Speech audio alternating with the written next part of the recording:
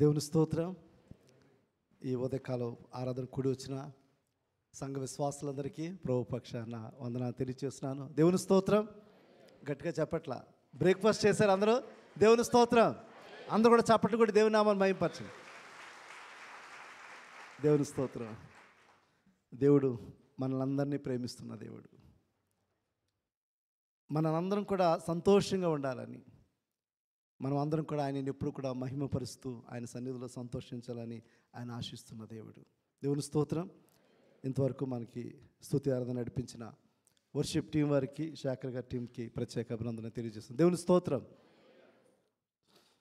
గడిచిన కొన్ని వారాలుగా మనము ఆత్మీయమైన క్రమశిక్షణ అనే అంశంతో వాక్యాన్ని మనం ధ్యానం చేస్తున్నాం.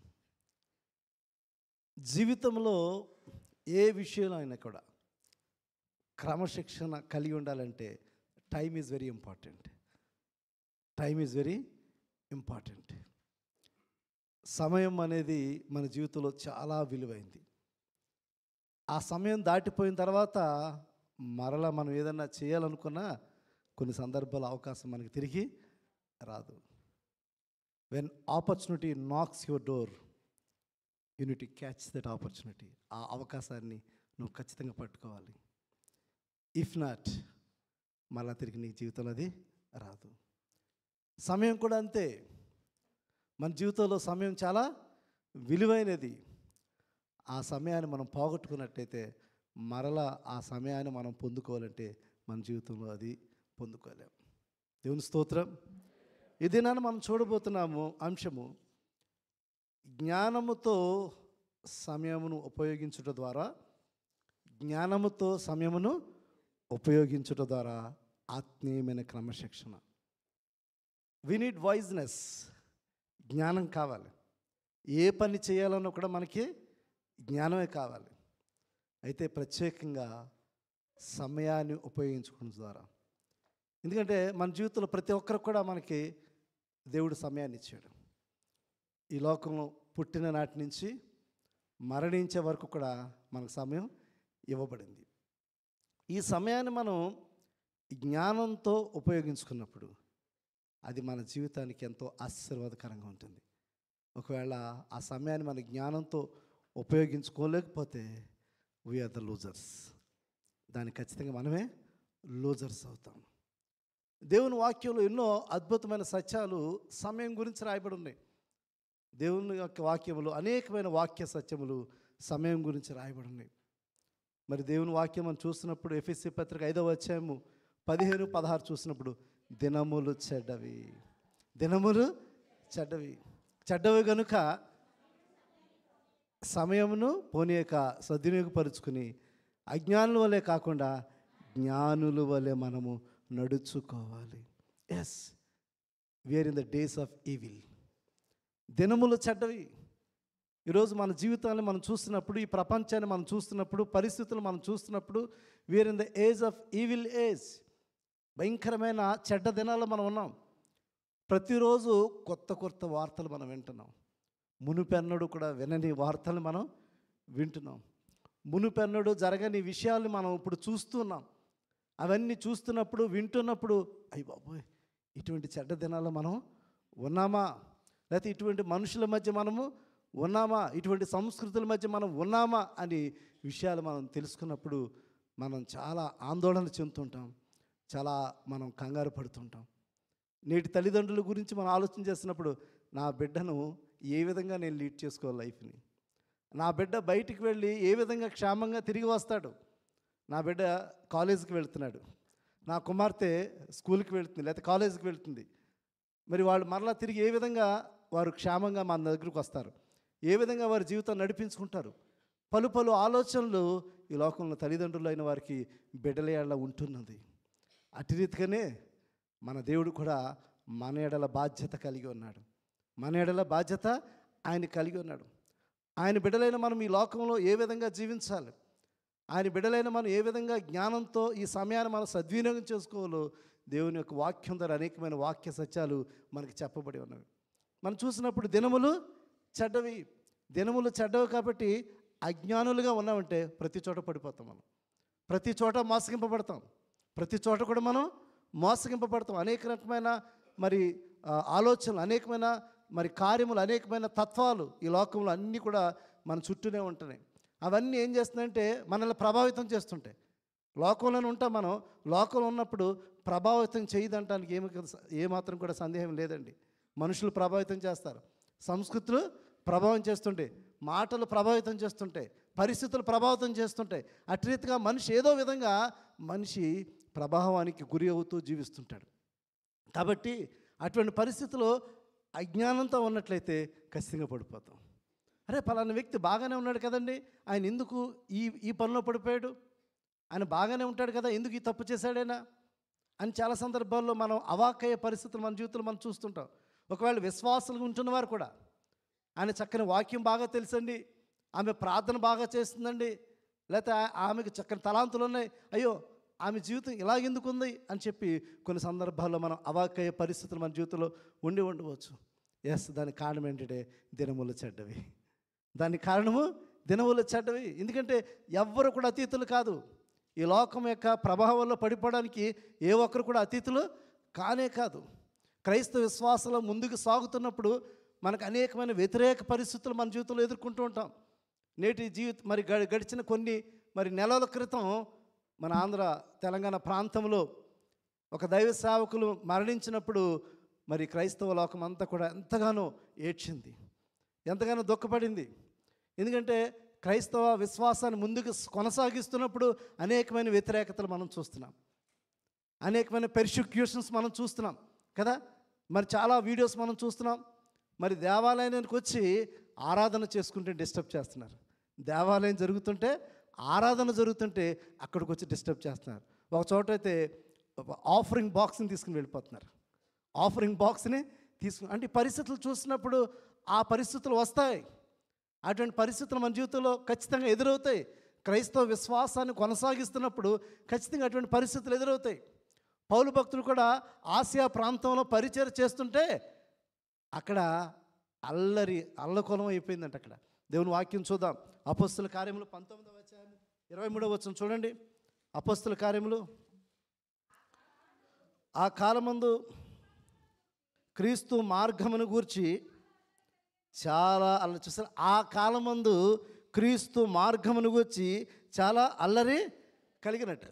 ఈ వాక్య సందర్భానంతా కూడా మీరు చదవండి. ఆ సందర్భం ఏంటంటే పౌలు భక్తుడు దేవుని యొక్క సువార్తను అందిస్తున్న సమయంలో అక్కడ విగ్రహారాధన గురించి ఆయన ఖచ్చితంగా ఖండిస్తూ ఆయన బోధించాడు.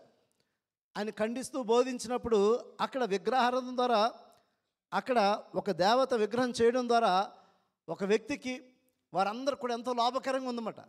ఇప్పుడు అక్కడ పౌలు భక్తుడు వాక్యాన్ని అందించడం బట్టి అనేక మందిలో మార్పు రావడం జరిగింది. చదవండి ఆ వాక్యం. ఎలాగనగా దెమెత్రియను ఒక కంసాలి అర్తిమీదేవికి వెండి గుళ్ళను చేయించడం వలన ఆ పని వారికి మిగులు లాభము కలుగు చేయుచుండెను. అతడు వారిని అట్టి పని చేయు ఇతరులను గుంపును గూర్చి, అయ్యలారా ఈ పని వలన మనకు జీవనం బహుగా జరుగుతున్నదని మీకు తెలియను. అయితే చేతులతో చేయబడినవి దేవతలు కావని పౌలు చెప్పి ఎఫెసీలో మాత్రమే కాదు, దాదాపు ఆసియా అంతటా బహుజనమును ఒప్పించి త్రిప్పి ఉన్న సంగతి మీకు చూచి విని ఉన్నారని చెప్పి అక్కడ ఉన్న వారందరినీ కూడా అతను రెచ్చగొట్టేశాడంట. అక్కడ ఉన్న వారందరినీ కూడా రెచ్చగొట్టేశాడు. అందుకే ఆ పట్టణం అంతా గలిబిలైపోయిందంట. అదే 29వ వచనం కూడా చూడండి. మరి 28, 29 వారు విని రౌద్రముతో నిండిన వారే ఎఫెసీయుల అర్తెమీదేవి మహాదేవాని కేకలు వేసిరి. పట్టణం బహుగా గలిబిలిగా ఉండను. మరియు వారు పౌలుతో ప్రయాణం వచ్చిన మాసిదోనియా వారైన గాయనును ఆ అరిస్తర్కును పట్టుకుని దొమ్మిగా నాటశాలలో చొరబడిరి. కాబట్టి అక్కడ పౌలు భక్తుడు సువార్త చేస్తుంటే ఆ సువార్తను వ్యతిరేకంగా అనేక మందిని పట్టణస్థులందరినీ కూడా రెచ్చగొట్టారు. వాస్తవానికి వారు సందర్భం అంతా మనకు అర్థమైంది కదా. సందర్భం అంతా కూడా అర్థమైంది. దేవుని సువార్తను వ్యతిరేకించడం, దేవుని సువార్తను వ్యతిరేకించడం. ఆ దేవుని స్వార్థికులను వ్యతిరేకించి ఆ పట్టణంలో ఉన్న వారందరినీ కూడా రెచ్చగొట్టి గలిబిలి చేసిన పరిస్థితి మనం చూస్తున్నాం. అదేవిధంగా అపొస్తలుల గారు 20 అధ్యాయం మొదటి వచనం కూడా చూసినట్లయితే, ఆ అల్లరి అణిగిన తర్వాత పౌలు శిష్యులను తన యొద్దకు పిలువనంపించిన హెచ్చరించిన మీదట వారి యొద్ద సెలవు పుచ్చుకుని మాసిదోను వెళ్ళుటకు బయలుదేరును. కాబట్టి ఈ వాక్య సందర్భాలంతా కూడా మీరు చదివినట్లయితే మీ కాంటెక్స్ట్ చాలా క్లియర్గా అర్థమవుతుంది. అక్కడ పౌలు భక్తులు స్వార్థ చేస్తున్న సమయంలో అక్కడ వ్యతిరేకత ఏర్పాటు చేసిన కొంతమంది వ్యక్తులను మనం చూస్తున్నాం. కాబట్టి మనం చూసినట్లయితే జనములు చెడ్డవి, దినములు చెడ్డవి. దేవుని స్వార్థ ప్రజ్వలిస్తున్నప్పుడు, దేవుని స్వార్థ ప్రకటన చేస్తున్నప్పుడు వ్యతిరేకతలు వస్తాయి. కొన్ని సందర్భాలు అయితే అనేక మందిని కొడుతున్నారు, అనేక మందిని తిడుతున్నారు, అనేక మంది హేళన చేస్తున్నారు, అనేక మందిని చంపివేస్తున్నారు. అటువంటి పరిస్థితులు ఆనాడు చూసాము, ఈరోజు కూడా మనం చూస్తూనే ఉన్నాం. కాబట్టి అటువంటి చెడ్డ దినాల్లో ఉంటున్న మనము మన సమయాన్ని చాలా జాగ్రత్తగా మనం ఉపయోగించుకోవాలి. ఎందుకంటే ఈ సమయం అనేది చాలా తక్కువ, మనకి ఇవ్వబడిన సమయం అనేది తక్కువ. ఆ సమయంలో ఏ రోజు ఏమి సంభవిస్తుందో మనకు తెలియదు, ఏ రోజు ఏమి సంభవిస్తుందో మన జీవితంలో తెలియదు. కాబట్టి మనకి దేవుడు అనుగ్రహించిన సమయాన్ని చాలా జాగ్రత్తగా మనము ఈ సమయాన్ని యూటిలైజ్ చేసుకోవాలి. యాకోబు పత్రికలో సెలవిచ్చిన రీతిగా యాకోబు పత్రిక 4వ అధ్యాయము 14వ వచనం చూసినట్లయితే, రేపేమి సంభవించినో మనకు తెలియదు, మీ జీవం ఏ పాటిది, మీరు కొంతసేపు కనబడి అంతలో మాయమైపోవు ఆవిరి వంటి వారు కాదా. కాబట్టి ఈ జీవం ఏ పాటిది, రేపేమి సంభవిస్తుందో మనకు తెలుసా? ఈరోజు ఇప్పుడు దాకా మనం బ్రతుకున్నాం, ఈ క్షణం దాకా మనం బ్రతుకున్నాం. We do not know what will happy the next moment, what will happy the next day. మనం ఎన్నో ప్రణాళికలు మనం చేసుకుంటాం, మన జీవితంలో ఎన్నో ఆలోచనలు కలిగి ఉంటాం, ఎన్నో సిద్ధపాట్లు మనం చేసుకుంటాం. రేపు ఏం జరుగుతుందో మన జీవితంలో తెలుసా? తెలియదు. సమయం తక్కువగా ఉన్నది, సమయము తక్కువగా ఉన్నది. ఏ రోజు ఏమి సంభవిస్తుందో మనకు తెలియదు. సమయం అయితే గతించిపోతూనే ఉన్నది, సమయము కాలాలు గతించిపోతున్నాయి. చాలా సందర్భాలు చేసుకున్నప్పుడు నేను ఇక్కడికి వచ్చి 10 సంవత్సరాలు గతించిపోయింది, నేను ఇక్కడికి వచ్చి 10 సంవత్సరాలు గతించిపోయింది. నా జీవితంలో అప్పుడే 49 సంవత్సరాలు ముగించుకుని 50 సంవత్సరాలు ప్రవేశించాను. When I was thinking about 50th year, అరే నేను 50 సంవత్సరాల్లో ఉన్నానా అని ఆలోచన చేసినప్పుడు నేను ఇంకా చేయవలసిన దేవుని కొరకు చాలా తక్కువే. ఈ లోకంలో దేవుడు నన్ను పిలుచుకుని ఆయన యొక్క ఉద్దేశం చేత ఆయన పరిచర్లో పిలుచుకున్న దేవుడికి నేను ఇంకా చేసింది చాలా తక్కువే అనిపిస్తుంది. ఇంకా దేవుడు సమయం ఉంటే బాగుండు అని అనిపించే ఆలోచనలు కూడా మన జీవితంలో కలుగుతుంటాయి. మన జీవితంలో చాలా సందర్భాల్లో గడిచిపోయిన దినాల గురించి ఆలోచన చేసినప్పుడు, అరే ఆ సమయము నేను వృధా చేశానే, ఆ సమయం ఉంటే బాగుండే, ఆ సమయంలో నేను ఏదో సాధించేవాడినే, నేను ఏదో పొందుకునేవాడినే, ఏదో చేయాలనుకున్నానే అని మన చాలా సందర్భాల్లో ఆలోచించుకునే రోజులు, బాధపడే రోజులు మన జీవితంలో చాలా సందర్భాల్లో వస్తుంటాయి. కాబట్టి సమయం అనేది మన చేతిలో లేదు, కానీ అది దేవుని చేతిలో ఉన్నది. కాబట్టి రేపేమి సంభవిస్తుందో మనకైతే తెలియదు. ఎన్ని ప్లాన్లు వేసుకున్నా అది జరగవు, ఎన్ని ప్రణాళికలు మనం వేసుకున్నా, రేపొద్దున్న ఇలా చేస్తాను, లేకపోతే నేను అలా ఇల్లు కట్టుకుంటాను, లేకపోతే నేను ఈ విధంగా ఉంటాను, లేకపోతే నా పిల్లలు ఏ విధంగా ఉంటారు, నా జీవితం ఇలా ఉంటుంది అని మనం ఎన్నో ప్రణాళికలు వేసుకుంటాం. ఆ ప్లాన్స్ అన్నీ జరుగుతలేదు, మనకు తెలియదు. ఆ ప్లాన్స్ అన్నీ రేపేమి జరుగుతుందో కూడా తెలియని పరిస్థితుల్లో ఉంటున్న మనము మన భవిష్యత్తు ఎలా ఉంటుందో మనకు తెలియదు. ఎందుకంటే ఈ సమయంలో అన్నీ కూడా దేవుని చేతిలోనే దేవుని వాక్యం సెలవుస్తుంది. కీర్తన 31:15 చూసినట్లయితే, కీర్తన 31, నా కాలగతులు నీ వశంలో ఉన్నవి, నా కాలగతులు నీ వశంలో ఉన్నవి. కాబట్టి మన సమయం అంతా కూడా ఎవరి చేతిలో ఉంది? దేవుని చేతిలో ఉంది. చాలా సందర్భాల్లో ఈ జీవితం మనది అని అనుకుంటాం మనం. ఈ జీవితం మనది, నా జీవితాన్ని నాకు ఇష్టమని వచ్చిన రీతిలో నేను డిజైన్ చేసుకుంటున్నాను అనుకుంటామేమో. It is not like that. ఈ సమయం అంతా కూడా దేవుని చేతిలో ఉంది, నీ సమయం అంతా కూడా దేవుని చేతిలో ఉంది, నీ సమయం అంతా కూడా దేవుని చేతిలో ఉంది. నువ్వు ఎన్నో ప్లాన్స్ చేసుకుంటావు కదా, నేను ఒక 60 సంవత్సరాలు వచ్చేసరికి నేను ఇలా ఉండాలి, లేకపోతే నేను 50 సంవత్సరాలు వచ్చేసరికి ఇలా ఉండాలి, లేకపోతే నేను 30 సంవత్సరాలకు వచ్చేసరికి ఇలాగ ఉండాలని. We are making so many plans in our life. మన జీవితంలో ఎన్నో ఆలోచనలు, ఎన్నో ప్రణాళికలు మనం కలిగి ఉన్నాం. కానీ కాలగతులు ఎవరి వశం అనంట? అది దేవుని చేతులు ఉన్నాయి. ఆ దేవుణ్ణి మరిచి మనం ఏం చేస్తామంటే మనం ప్లాన్లు వేసుకుంటాం, మనము ప్లాన్లు వేసుకుంటాం. కాబట్టి సమయం అనేది తక్కువగా ఉన్నది. రేపేమి సంభవించినా మనకి తెలియదు. గతించిన సమయం మరలా తిరిగి రాదు. గతించిన సమయం మరలా తిరిగి రాదు. మనం ఇవ్వబడిన సమయంలో మనం చేయలేనప్పుడు మరలా అది చేయాలంటే చేయలేం. మరలా అది చేయాలంటే మనం చేయలేం. ఇప్పుడు ఈ వయసులో నేను డాక్టర్ చదువుకోవాలనుకుంటాను, అది సాధ్యమవుతుందా? ఈ సమయంలో నేను డాక్టర్ చదవాలని ఆశ ఉంది నాకు, అది జరుగుతుందా? జరగలేదు. నేను చదువుకునే వయసులో నేను చదివి చేయాలి అది. లేకపోతే ఈ టైంలో నేను ఇంజనీర్ అవ్వాలనుకుంటాను, అది సాధ్యమవుతుందా? అరే అప్పుడు ఇంజనీరింగ్ కోర్స్ తీసుకుంటే ఎంత బాగుండో అని అనుకుంటాం చాలా సందర్భాల్లో. కానీ ఇప్పుడు జరుగుతున్నది జరగదు. ఎందుకంటే ఆ సమయం అయిపోయింది. నేను ఇంటర్మీడియట్లో 10th క్లాస్ అయిపోయిన తర్వాత అప్పుడు నేను సెలెక్ట్ చేసుకుని నేను చదువుంటే ఒక ఇంజనీరు ఒక డాక్టర్ని అవుతును. కానీ ఇప్పుడు అవుతుందా? 50 సంవత్సరాల తర్వాత నేను మళ్ళీ వెనక్కి వెళ్ళగలనా? మళ్ళీ చదువుకోగలనా? చదువుకోలేను. చాలా సందర్భాల్లో మన జీవితంలో గంతించిన సమయం మరలా తిరిగి రాదు. దేవుని వాక్యం ప్రభువైన యేసుక్రీస్తు సెలవిస్తున్న యోహాను సువార్త 9వ అధ్యాయము 4వ వచనం చూసినట్లయితే, యోహాను సువార్త 9వ అధ్యాయము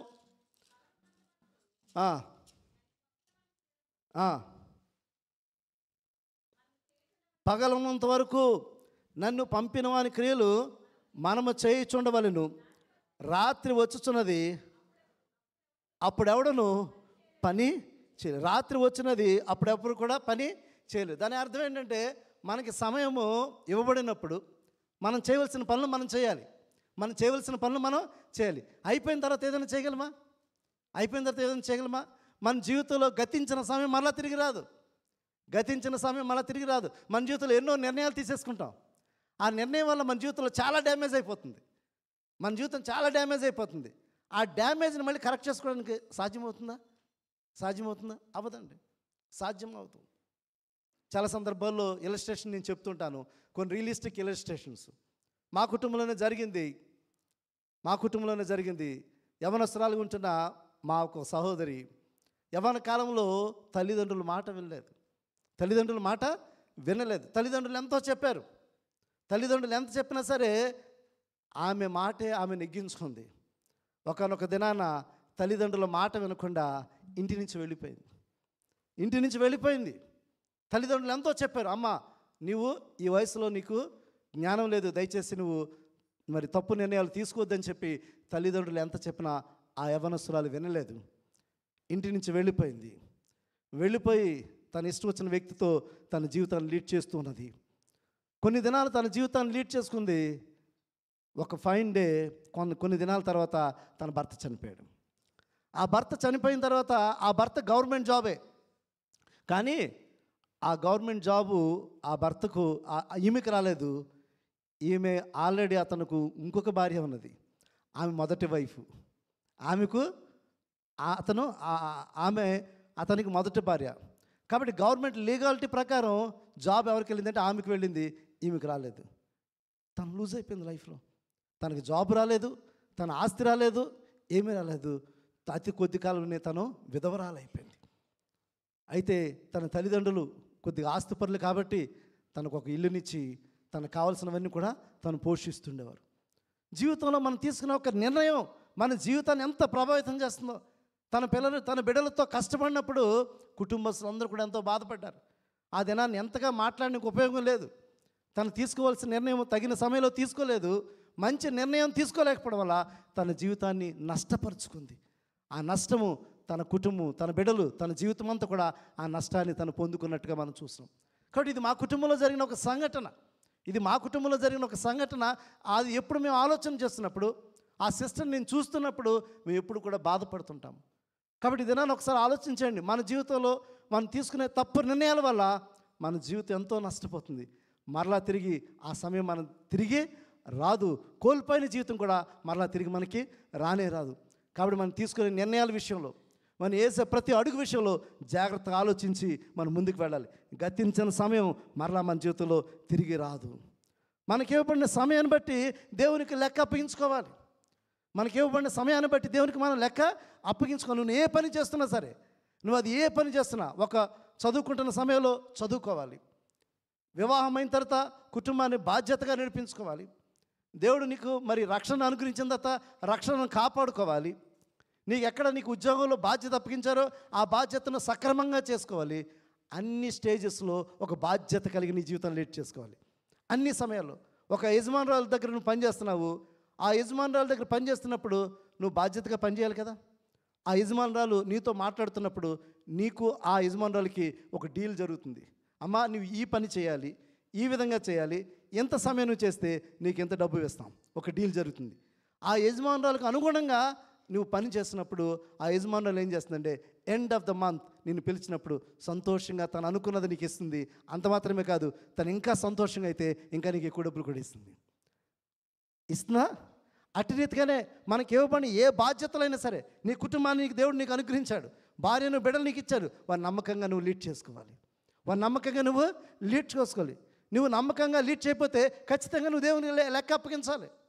నీకు ఇవ్వబడిన ఆ కుటుంబాన్ని బట్టి దేవునికి లెక్క అప్పగించాలి. నీకు ఇవ్వబడిన ఉద్యోగాన్ని బట్టి నీ యజమానికి లెక్క అప్పగించాలి. నీకు ఇచ్చిన జీవితాన్ని బట్టి దేవునికి లెక్క అప్పగించాలి. దేవుడు నీకు జీవితాన్ని ఇచ్చాడు బహుమతిగా, నీకు ఇవ్వబడిన ఆ జీవితాన్ని దేవునికి నువ్వు లెక్క అప్పగించాలి. ఇది నా జీవితం, నా ఇష్టం అంటే కాదు. దేవుని వాక్యం సెలవుస్తుంది, ఈ దేహము దేవుని యొక్క ఆలయము. ఈ యొక్క శరీరమును, ఈ యొక్క దేహమును, ఈ జీవితాన్ని ఆయన వెలపెట్టుకొని ఉన్నాడు. ఆయన రక్తాన్ని చిందించి ఆయన సొత్తుగా నిన్ను ఆయన చేసుకున్నాడు. నీ జీవితము నీది కాదు, నీ జీవితము నీది కాదు. ఆయన వెలపెట్టి నేను కొని ఉన్నాడు కాబట్టి నీవు ఆయన సొత్తుగా ఉన్నావు. నువ్వు ఆయన సొత్తుగా ఉన్నావు కాబట్టి నీ జీవితం అంతట్లో కూడా ఆయనకు లెక్క అప్పగించాలి. నా జీవితం నా ఇష్టం అండి అని అనుకున్నావేమో, నువ్వు తీసుకునే నిర్ణయాలు బట్టి నువ్వు ఖచ్చితంగా దేవునికి లెక్క అప్పగించాలి. దేవుని వాక్యాన్ని సెలవిస్తుంది. రోమాపత్రిక 14వ అధ్యాయము 12వ వచనం చూసినప్పుడు, రోమాపత్రిక 14వ అధ్యాయము 12వ వచనం,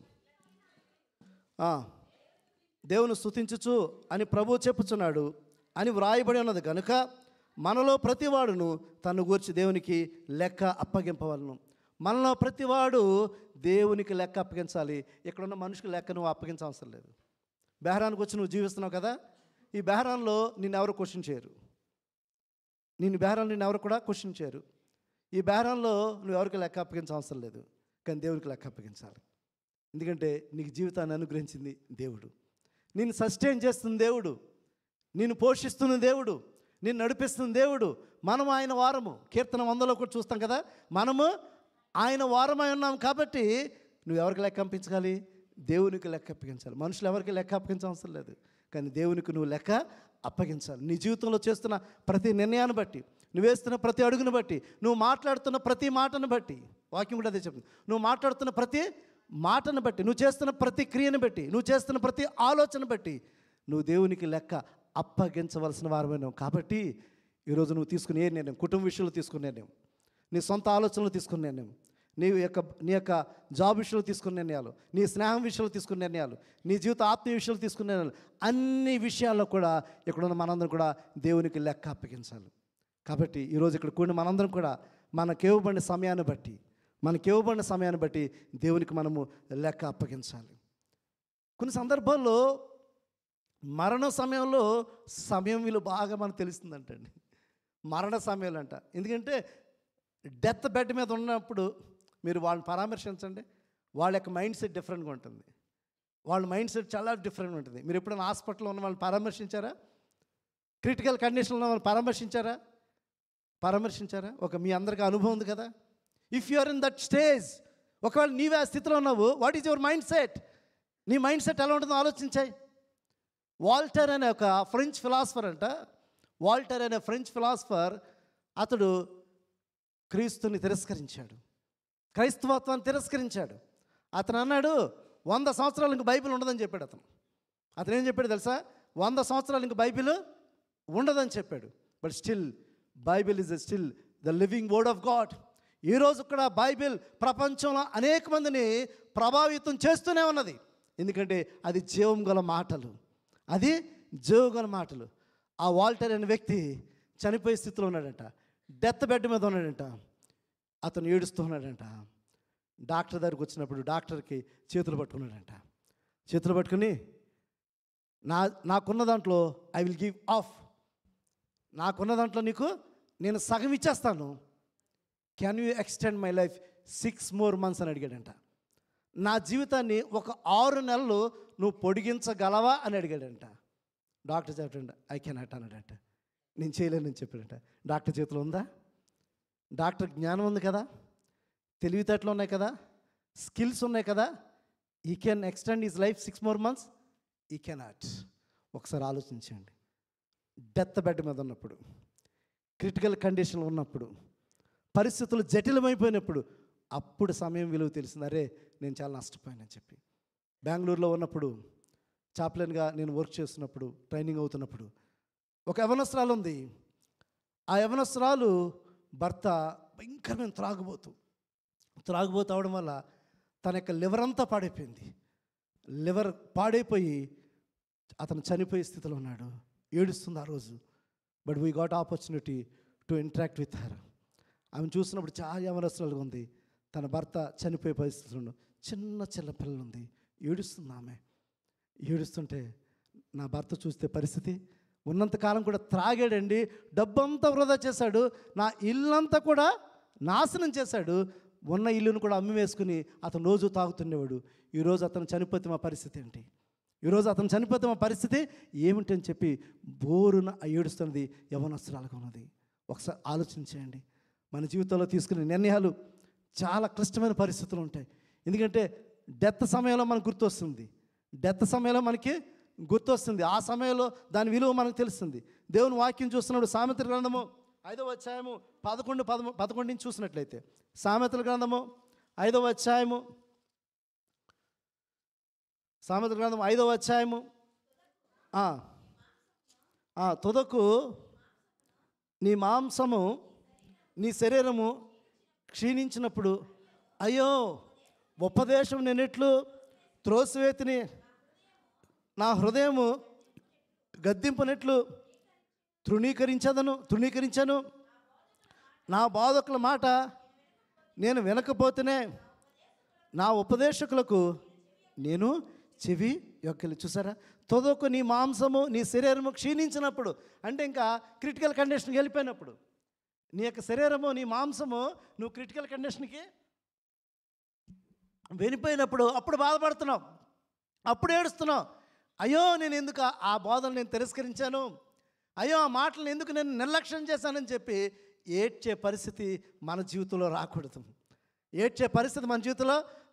ఎందుకంటే ఆ సిచ్యువేషన్ ఒకవేళ మనమే వెళ్ళినట్లయితే, ఈరోజు నీ భవిష్యత్తు ఏంటో ఒక్కసారి ఆలోచించి, అయ్యో నా బిడ్డలు ఉన్నారండి, నా బిడ్డల కొరకు నేను ఇక్కడికి వచ్చానండి. మరి నీ బిడ్డల కొరకు ఇక్కడికి వస్తున్నట్లయితే ఎందుకు ఈ పాప జీవితం? అయ్యో నా కుటుంబం కొరకు వచ్చానండి, మరి ఎందుకు ఇటువంటి చెడ్డ పనులు, మరి ఎందుకు ఇటువంటి చెడ్డ మార్గాలు ఎంచుకుని జీవిస్తున్నావు నువ్వు? ఇప్పుడు పరిస్థితులు జటిలమైపోయినాయి. ఇప్పుడు బాధపడుతున్నావు, అయ్యో ఈ బోధన నిర్లక్ష్యం చేశాను.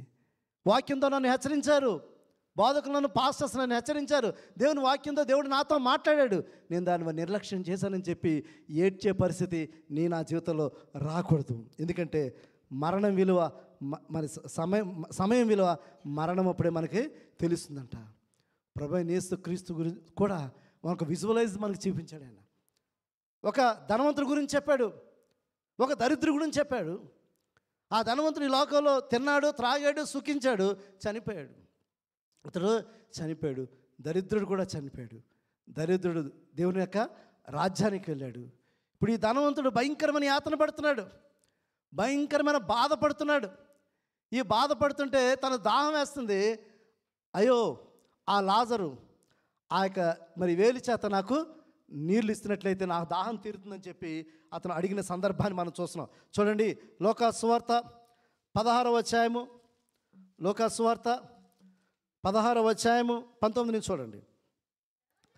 ధనవంతుడు ఒకడు ఉండెను, అతడు ఊదా రంగు బట్టలను సన్నపు నార వస్త్రములను ధరించుకొని ప్రతిదినము బహుగా సుఖపడుచుండేవాడు.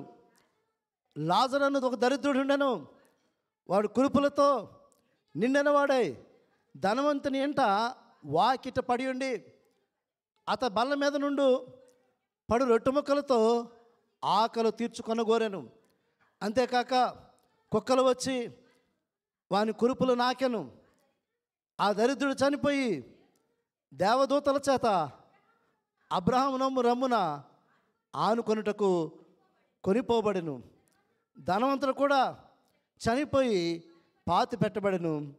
అప్పుడు అతడు పాతాళంలో బాధపడుచు కనులెత్తి దూరం నుండి అబ్రహాము అతని రొమ్మున ఆనుకుని ఉన్న లాజరును చూచి, తండ్రివైన అబ్రహామా, నా యందు కనికరపడి తన వేలు కొనను నీళ్లలో ముంచి నా నాలుక చల్లార్చుటకు లాజరు పంపుము. నేను ఈ అగ్ని జ్వాలలలో యాతన పడుచున్నానని. చూసారు, ఈ అగ్ని జ్వాలలో యాతన పడుచున్నానని కేకలు వేశాను. అటు రీతిగా ఉంటుంది నరకం అంటే, అటు రీతిగా ఉంటుంది. ఏసై క్లియర్గా మనకి విజువలైజ్గా మనకి ఏసయ్య స్పష్టంగా సెలవిస్తున్నాడు. అతడు ఆ నరకంలో ఉండి అతను తీవ్రమైన బాధ చేత అతను కేకలు వేస్తున్నాడు. అందుకు అబ్రాహాము కుమారుడా, నీవు నీ జీవిత కాలమంతయు నీకు ఇష్టమైనట్టు సుఖమును అనుభవించేతివి, అలాగునే నేను లాజరు కష్టం అనుభవించానని జ్ఞాపకం చేసుకును. ఇప్పుడైతే వాడు ఇక్కడ నెమ్మది పొందుచున్నాడు, నువ్వు యాతన పడుచున్నావు. అంతేకాక ఎక్కడ నుండి మీ యొద్దకు దాటగోరువారు దాటిపోజాలకుండానట్లు, అక్కడ వారు మీ యొద్ద దాటి రాజాలకుండానట్లు మాకును మీకును మధ్య మహా అగాధము ఉన్నదని చెప్పాను. అప్పుడు అతను, తండ్రి అలాగైతే నాకు 5 సహోదరులు ఉన్నారు, వారును ఈ వేదనకరమైన స్థలము రాకుండా వారికి సాక్ష్యం ఇచ్చడానికి నా తండ్రి ఇంటికి వారిని పంపవలనని నిన్ను వేడుకొనొచ్చాను. అప్పుడు అడుగుతున్నాడు, అయ్యో నాకు 5 సహోదరులు ఉన్నారు, వాళ్ళు ఇక్కడ రాకూడదు, ఈ స్థితిలోకి వాళ్ళు రాకూడదు అని చెప్పి అక్కడ బతిమాలుతున్న సందర్భాన్ని మనం చూస్తున్నాము. అయితే ఈరోజు ఇక్కడ ఉన్న మనందరికీ కూడా ఆపర్చునిటీ ఉంది.